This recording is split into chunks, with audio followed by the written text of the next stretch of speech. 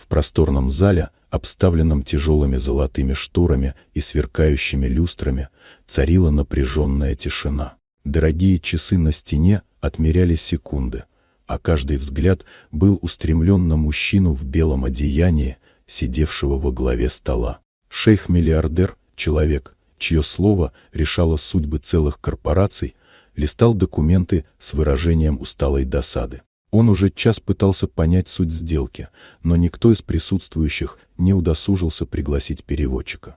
Деловые партнеры в строгих темных костюмах сидели напротив, переглядываясь с плохо скрываемым отчаянием. Они знали, если сейчас он уйдет, все, многомесячные переговоры, подготовленные отчеты и огромные инвестиции рухнут в одно мгновение. Шейх отложил бумаги, слегка откинулся на спинку кресла и сделал жест рукой, показывая, что все кончено. В его взгляде читалась решимость, он больше не собирался терять время. Несколько мужчин нервно зашептались между собой, один из них встал, чтобы что-то сказать, но слов не нашел. И вдруг раздался легкий звук открывающейся двери. Вошла женщина, уборщица в сером фартуке, с волосами, убранными в аккуратный пучок, и в ярко-желтых резиновых перчатках. Она остановилась у стены, наблюдая за происходящим, а затем, словно не выдержав, сделала шаг вперед. Ее голос прозвучал неожиданно уверенно, чистым арабским языком. Она спокойно начала переводить последние слова, объяснять сложные пункты договора, расставлять акценты, которых никто не мог донести. Сначала все замерли в полном изумлении, но вскоре лица засияли облегчением.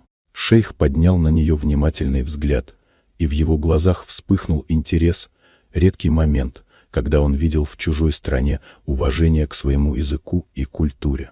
Женщина шаг за шагом помогла сторонам понять друг друга. Разговор оживился, появились улыбки, на стол легли финальные экземпляры договора.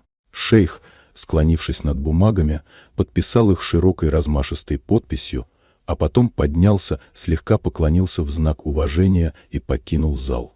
Все облегченно выдохнули.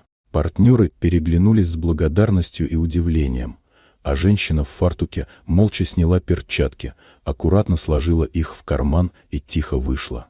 Ее шаги затихли в коридоре, оставив после себя ощущение, что только что произошло нечто почти невероятное.